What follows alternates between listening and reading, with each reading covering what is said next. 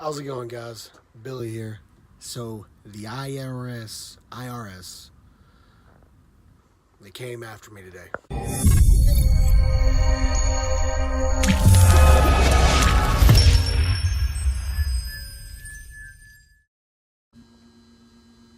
Trust me, you're gonna want to watch this entire story. The end of this thing, it escalates like a mountain. And at the end of this thing, when you're at the top of the mountain, it's pretty fucking funny. So I'm driving along today, and I get a phone call from a New York number. I answer it, trying to figure out who it is. When I answered it, it was a machine telling me that the IRS was after me. I owed the government money, and they were coming to collect. The sheriffs were going to come knock on my door, take me to jail, all that. So they left me a number. Of course, I don't want to go to jail, so I called the number back to try and get a hold of somebody. And the number they left me on my voice, or not voicemail, but when the robot talked to me, the number they gave. So I called the number, and a lady answered. She sounded Middle Easterner, but not like Iraq or anything like that. More like Russian Middle Easterner, like Kazakhstan or Uzbekistan or somewhere like that. They sounded like they were from there. But it was a lady, and she said her name was Lisa Wood. And she told me that she basically rambled off some charges against me. Told me that I was facing 5 years in prison and fines up to $100,000. And I get what you're saying. It's a scam, right? But the only reason it got me for half a second was I actually do owe the IRS money. I owe the IRS like $2,500. So that's the reason it got me, just for half a second. Anyway, that's a good story, so I'll keep going. So where I messed up was when I first started talking to her, I slipped up and said that, is this about the $2,500 that I owe y'all? Which gave them information, which they used against me. So she read off a very long, very legal sounding document. Told me not to interrupt her because it was being recorded. Mind you, recorded. She said it was recorded for the IRS, the sheriffs, the CIA, the IRA, all of them. Everybody was going to watch these tapes if I did the wrong thing. Now, this was the entry-level person, so I think her main job was to try to scare me into wanting to settle out of court, because she kept threatening me with prison time and fines. So once I was like, well, fuck, man, I don't want to go to jail. I guess I'll have to pay it.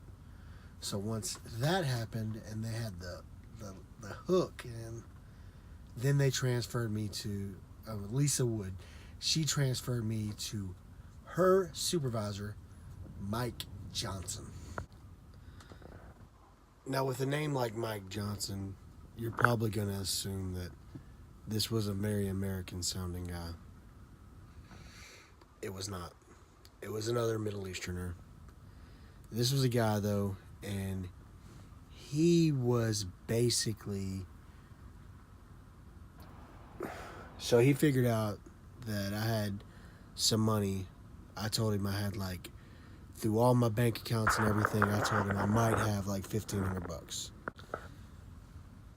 So what Big Mike tells me is that, and this whole time, right, I'm open to setting up payment plans because I thought that's how the IRS did things.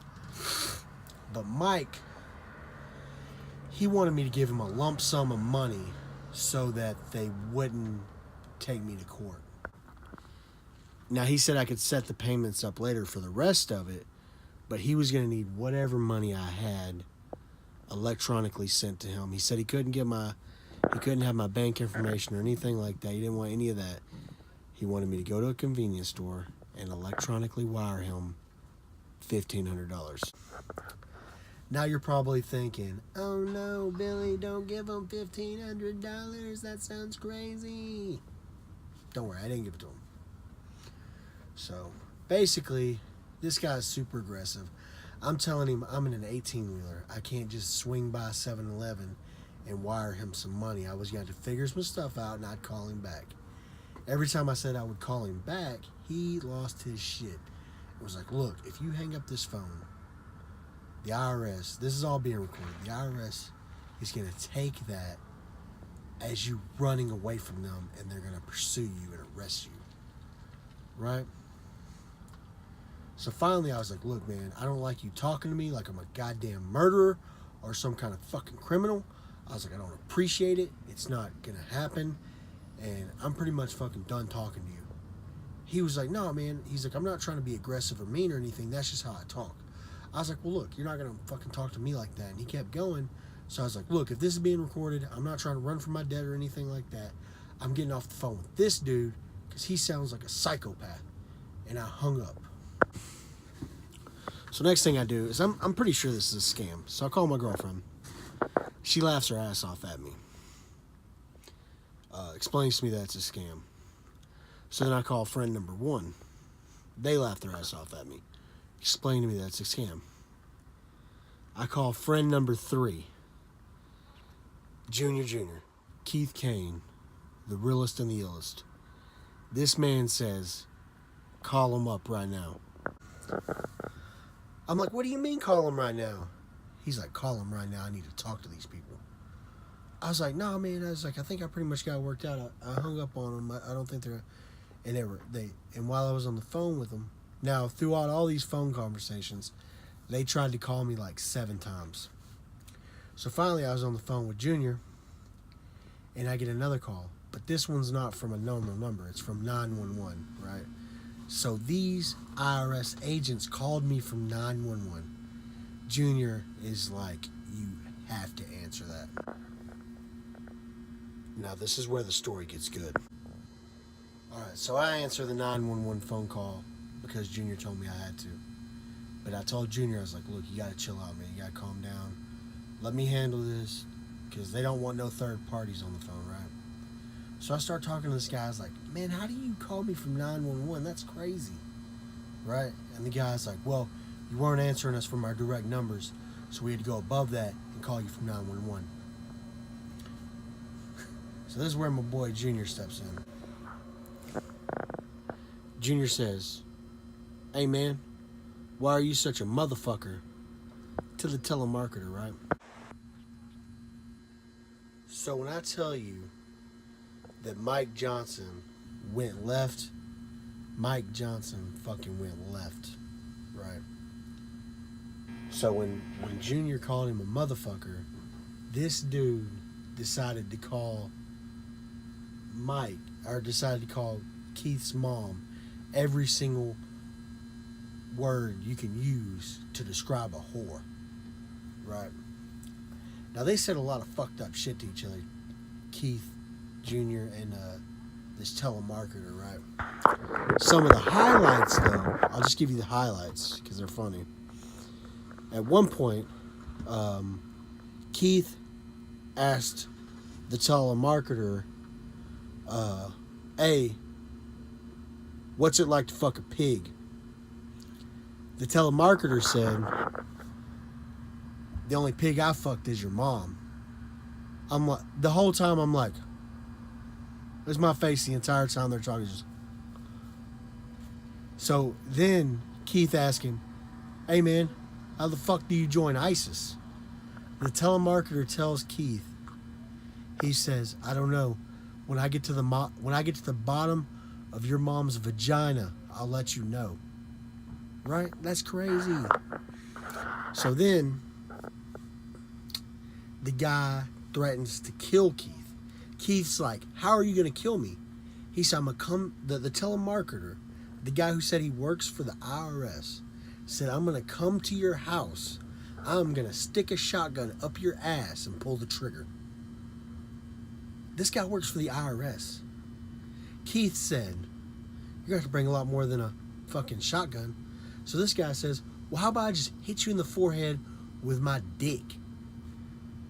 I mean, I can't make this up. The IRS was telling us this, right? It's crazy. Anyway, he hung up on us, and I was sitting there, and I said to Keith, I was like, I don't think he was in the IRS, huh? Keith said, nah, Bill, I don't think he is. So then I said to Keith, I was like, you think he recorded that last part? Keith said, nah, man, I don't think he did. All right, guys, that'll about do it for my story time tonight. I appreciate y'all tuning in. Hope y'all stayed for the whole thing, because I feel like it got really good at the end. I will talk to y'all next time. Peace. Hey, guys, make sure you subscribe to the channel, like the video, and comment down below. I love getting your comments. I always respond to them, and I appreciate any interaction with the video. Thanks, guys. Talk to y'all next time.